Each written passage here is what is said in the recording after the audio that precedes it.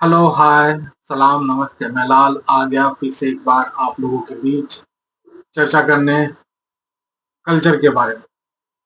Culture के बारे में चर्चा करना बहुत ज़रूरी है क्योंकि बहुत सारे लोग अपने खुद के कल्चर से बहुत प्यार करते हैं और इस वजह से दुनिया में हो रही तरक्की को वो कहीं न कहीं तरक्की से पीछे हो जाते हैं, मिस हो जाते हैं।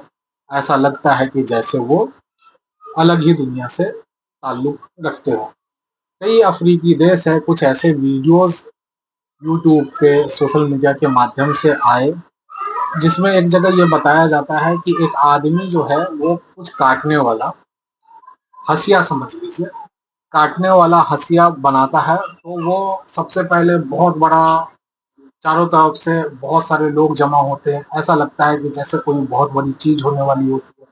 वो मिट्टी और घास के मदद से चूल्हा बनाते हैं और इस चूल्हे में फिर आग जलाते हैं और आग जलाने के बाद उसके अंदर वो लोहा पिघलाते हैं और लोहा पिघला करके उसे हंसिया का आकार देते हैं। अब वो हंसिया या दरांदी या बहुत जगह पे बहुत सारी चीज़ें बोलते हैं, लेकिन कहने का मतलब ये कि वो किसी चीज़ को काटने वाला एक हथियार बनाते हैं, जैसे पेड़-पौधा को काटने वाला हथियार बनाते हैं या फसलें काटने वाला हथियार।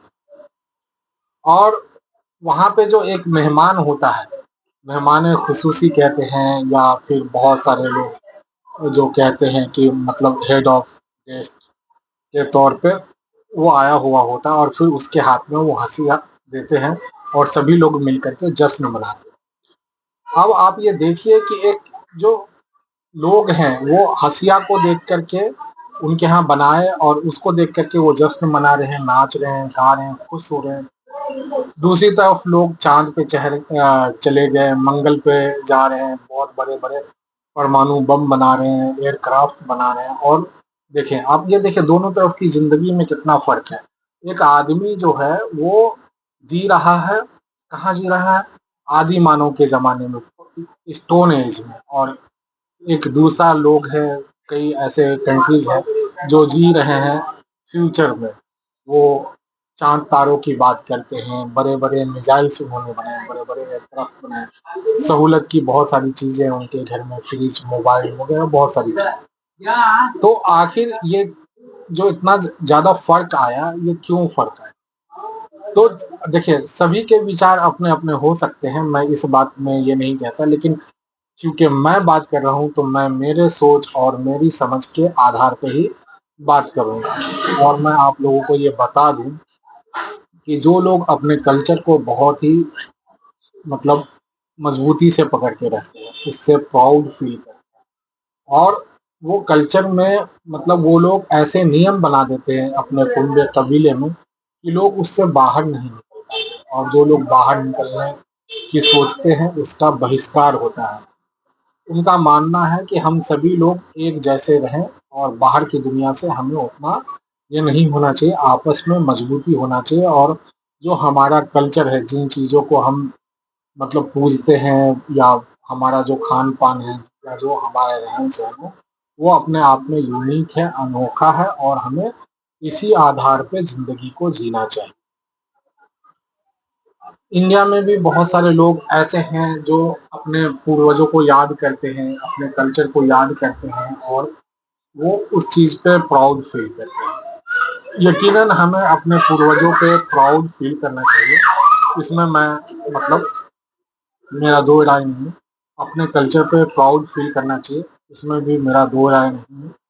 यकीनन हम जब अपने आप पे प्राउड फील करते हैं, अपने कल्चर पे प्राउड फील करते हैं, तो ये हमें कहीं न कहीं आगे बढ़ने का हौसला देता है। लेकिन सिर्फ़ कल्चर पे प्राउड फील करना या सिर्फ़ अपने ख़ानदान पे प्राउड फील करना या सिर्फ़ अपने कुनबे कबीले पे प्राउड फील करना, ये कहीं न कहीं हमें पीछे की तरफ धकेलता है। अब मैंने एग्ज़ाम्पल से तो आपको बताया ही है कि जो कबायली कल्चर है, जैसे साउथ अफ्रीका में है या इंडिया के आप ये देखेंगे पूरब की तरफ, जैसे आसाम वगैरह है, मिज़ोरम है, सिक्किम है, तो इन सब जगहों पे देखेंगे कि लोग जो है वो बहुत ज़्यादा अपने कल्चर पे, और लोग एक-दूसरे के साथ में मतलब एक-दूसरे को पकड़ के चलते हैं और वो कहते हैं कि हम जिस तरह से ज़िंदगी जीते हैं, जिस तरह का कल्चर है, जिस तरह का हमारा लाइफ़ स्टाइल है, वैसा तुम भी जियो। और इन वजहों से उन सब जगहों पे तरक्की नहीं हो पाता है। अब मैं आप लोगों को ये बता दूं कि सभी के जीने का अलग अलग स्टाइल है, लेकिन चूंकि पूरी दुनिया मोबाइल यूज कर रही है, बहुत सारा इंटरनेट सहूलत है, बहुत सारे लोग मतलब बहुत आसानी से 20 किलोमीटर ट्रेन का इस्तेमाल करते हैं, बस का इस्तेमाल करते हैं, उनकी ज़िंदगी आसान है। लेकिन वहीं पे दूसरे लोगों की ज़िंदगी बहुत मुश्किल है। अगर वो चाहें भी तो उनके आस-पास ऐसा माहौल नहीं है जहाँ पे वो अच्छी इनकम जनरेट कर सकें। अगर अच्छी इनकम है तो ऐसे शॉप्स अवेलेबल नहीं है, ऐसा लाइफ़स्टाइल अवेलेबल नहीं है कि वो अच्छे कपड़े, अच्छा बिस्तर, अच्छा खान-पान का इस्तेमाल कर सकें। तो हम आपको ये बताना चाहेंगे कि हमें हमारे कल्चर पे तो प्राउड करना चाहिए, उसमें किसी तरह का मेरा ये नहीं है कि ये, लेकिन इतना ज़्यादा भी नहीं करें। कुछ अफ्रीकन जो है जैसे वो यूएन में गए, बड़े-बड़े लीडरान, तो वो मतलब एकदम पुराना जंगली लिबास पहन करके जाते हैं और यूएन के सीट पे बैठते हैं और वो कहते हैं कि हम हमारे कल्चर को रिप्रेजेंट कर रहे हैं। ठीक है, आप अपने कल्चर को रिप्रेजेंट कर रहे हैं, हम हमारे कल्चर को रिप्रेजेंट कर रहे हैं, इसमें कोई बुरी बात नहीं है। लेकिन जो हमारे कुंबे कबीले, हमारे देशवासी हैं या जो ये हैं, उन्हें थोड़ी आज़ादी मिलनी चाहिए और उन्हें दुनिया देखना और दुनिया के साथ कदम मिला कर के चलना चाहिए। अगर हमें तरक्की करना है, तो हमें आगे बढ़ना होगा। आगे बढ़ने से मुराद ये नहीं है, मैं एक चीज़ और आपको बता दूँ, जो लोग मतलब कल्चर में आगे-आगे उछलते हैं, उनका भी नुकसान हुआ है और जो लोग पीछे रह गए, उनका भी नुकसान हुआ है। हमें हमेशा मध्यम मार्ग को चुनना चाहिए, सेलेक्ट करना चाहिए। हम जब ऐसे मार्ग को सेलेक्ट करेंगे, जैसे मान लीजिए कि कुछ लोग आगे चले जाते हैं और उनका भी कल्चरल बहिष्कार होने लगता है। बहुत सारे पीछे रह जाते हैं, तो उनका भी कल्चरल बहिष्कार होने लगता है। जो आगे चलते हैं, उनको फाइनेंशियली तकलीफ भी होती है, जो पीछे चलते हैं, उनको भी फाइनेंशियली तकलीफ होती है। तो हमें यह समझना होगा कि हमें जो कल्चर है वो किस तरह के कल्चर को फॉलो करना है, तो उस तरह के कल्चर को फॉलो करना है जिससे ज़्यादातर लोग फॉलो करते हैं, क्योंकि ज़्यादातर लोग अगर जिस कल्चर को फॉलो करते हैं तो आप ज़्यादातर लोगों में शामिल हो जाएंगे और आपकी विचार ज़्यादातर लोगों की तरह हो जाएंगे और इससे क्या होगा कि आपको कारोबार में आसानी होगी, आपको एजुकेशन में आसानी होगी, आप सामाजिक तौर पे स्ट्रांग होंगे, आप मेंटली तौर पे स्ट्रांग होंगे। बाहर बच्चे लोग शोर शराबा कर रहे हैं, एक बच्चा रोते हुए जा रहा है। अब मुझे लगता है इतने शोर शराबे में इस वीडियो को यहीं ख़त्म करना चाहिए, क्योंकि 8 मिनट लगभग इस वीडियो को होने वाले हैं और आप हमारे साथ बने रहें इस बातचीत के वाले वीडियो में और मुझे इस बात की खुशी है अगर आप अब तक हमारे साथ बने रहें।